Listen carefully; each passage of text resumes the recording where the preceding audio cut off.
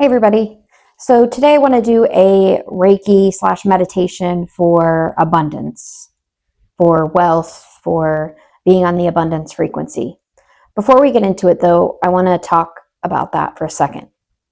So I think we're all probably tired of hearing about, we just have to be on the vibrational frequency of wealth. You just have to be on the frequency of abundance. Well, what does that mean? And how do I do that? And how does that translate into dollars? This can feel like just another technique or more effort that we have to put in. And I want to sort of clarify and share with you some of the insights that I've been receiving. I'm going to give you an example. Today it occurred to me, I have this belief built in that most people don't make money or don't experience wealth until they're in their 40s. And I'm not in my 40s. So that was a huge wake-up call. That was a big barrier that I was unknowingly putting upon myself and upon wealth and preventing the experience of wealth into my life. I didn't even realize that I had that. This is something that has come from daily practice of breath work and meditation. The other thing I want to say about that is that there seems to be a compounding effect. So if you've done breath work and meditation for, 1 day, 2 days, a week, and you don't feel any huge changes yet, hang in there. Because in my experience, at least, it seems to build upon itself. So the more I do it, the more I'm getting from it, the more benefit. And I don't really know why that is. I don't know if it's like some kind of consistency thing or it's a vibrational thing. I don't know. But hang in there if you just started doing this stuff. Just keep with it because you will keep receiving insight and downloads like this. Like this that I received. This was a huge barrier, a huge obstacle to me, feeling that I deserve wealth or that it's my time for wealth yet. A lot of times we think it's like, no, but I really want it, so I can't have that. It's like you can really want it and still have some kind of block, some kind of previous programming from childhood that you're not aware is there. You can have both at the same time. So when we're doing Reiki, when we're doing the meditation, we're not trying to call in a winning lottery ticket here. We're trying to soothe our nervous system so that it can feel okay and it can feel normal for us to receive what we want. If you think about it, really, all of this, like the things that we want, it should just be a lateral move. It's not going to feel vastly different. I think that is a big, misconception that we have because we put all of our beliefs, all of our desires up on a pedestal. And then we think, like, well, when I'm that person, when I'm that whole brand new person, when I have that life, that's when I'll feel good. But if you talk to people that are really successful, especially like people on YouTube, that they say, well, I thought when I had 500,000 subscribers, I was going to feel amazing. Or I thought when I hit 1 million, I was going to, and they say, I didn't feel any differently. I really didn't. And that's a good point. It's all a lateral move. In the universe, there isn't like, oh, this is higher, this ranks higher than this, and this is better than this. That's a human thing that we're doing. So really, it's just a lateral move for us to get to the wealth that we want to be at. And the key isn't like feeling the vibration or being on the vibrational frequency or feeling the emotions. It's more neutral than it is anything else. It's just that we're putting things on a pedestal and we're unknowingly putting obstacles there. Like, well, I have to climb this ladder first. I have to be this age first because that's what I saw in other people once they hit their 40s and they were good. Well, that might be the case for some people, but it doesn't have to be for you if you're sitting there waiting. So a lot of times this meditation, this breathwork stuff, it's just stripping these layers of limiting beliefs. And the way it does that usually is by making us aware that we even have them because we don't tend to realize that we even have them. So, I just want to put that out there that this is the focus. It's not about that you have to do more. You have to put more effort in. You have to produce more. I still catch myself doing that. Well, I have to have more subscribers first before XYZ. No, I don't.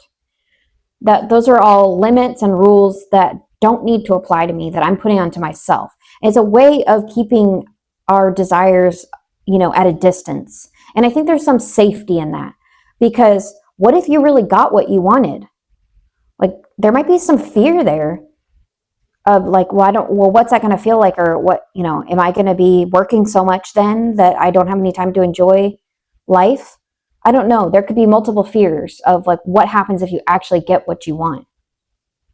I think for me, some of it is like, I like knowing that I still am holding something back. There's still something in my back pocket. That way, if I don't succeed and I do fail, I could say, well, I didn't really give it all. I didn't give it all my 100%. So there's some kind of mind games there. So basically what we're doing, you don't need to worry about having the emotions of a person that's wealthy. You just need to feel good in your own body, because someone that doesn't worry about money, they probably feel good in their own body. So that's really what we're doing. So keep at it with your breath work, keep at it with your meditation, whatever your practice might be, keep at it with your creative expression. These are all the things. Enjoying life more is what's really going to get you to what you want. Not working harder, producing more, and beating yourself up. All right, so I've said my piece. Let's get into our Reiki. So we're going to try to get on that frequency of abundance by, regulating our nervous system, by feeling good for a few minutes, by taking some time to quiet our minds. I find that I feel a lot of feelings from childhood, not the traumatic memories, but the times where, kids are resilient. So the times where I felt at peace, where I wasn't worried. I wasn't paying bills, so I wasn't worried about how I was going to pay this bill and that bill. Kind of getting to that mindset, and those memories tend to pop up more and more. And I think that's a sign of nervous system regulation. You might find that when you do these meditations or you do guided visualizations, you are brought back to some certain memories of childhood that felt really good. So follow that thread. Okay? All I need from you is consent. I've already called upon my guides who will work with your guides. Let's take a deep breath in together.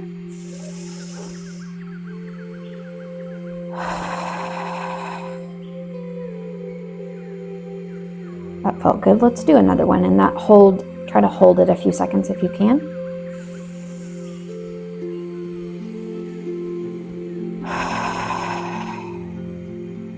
And one more.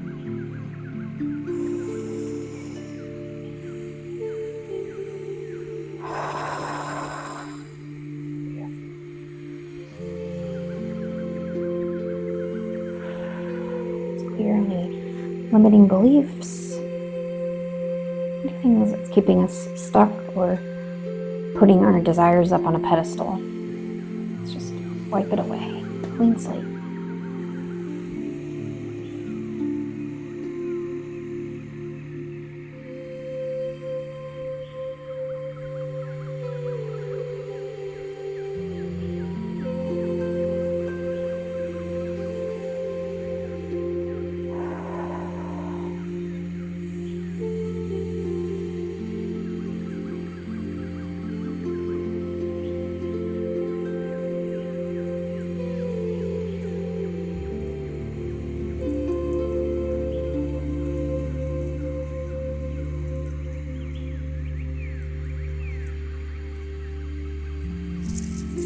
Really, ASMR is a good way to calm your nervous system and to get in the state that you want to be in.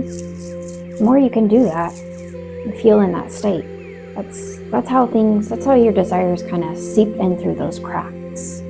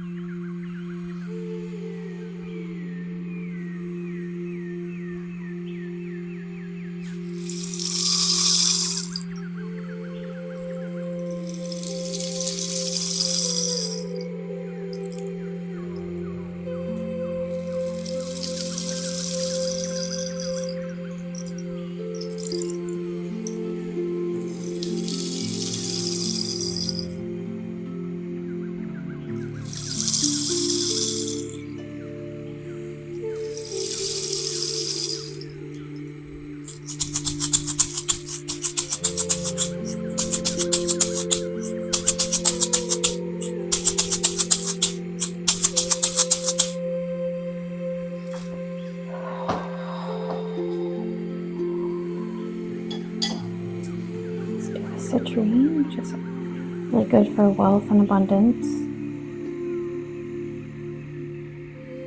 It's also good for your solar plexus, which is, your self-esteem, your self-worth, all those things that you really need to call in abundance. Because you have to feel worthy and deserving of it, which you already are. Just by living, you've already done all the work. There isn't more work that needs to be done. It's just more alignment. And alignment isn't work. Alignment is ease. Alignment is your natural state.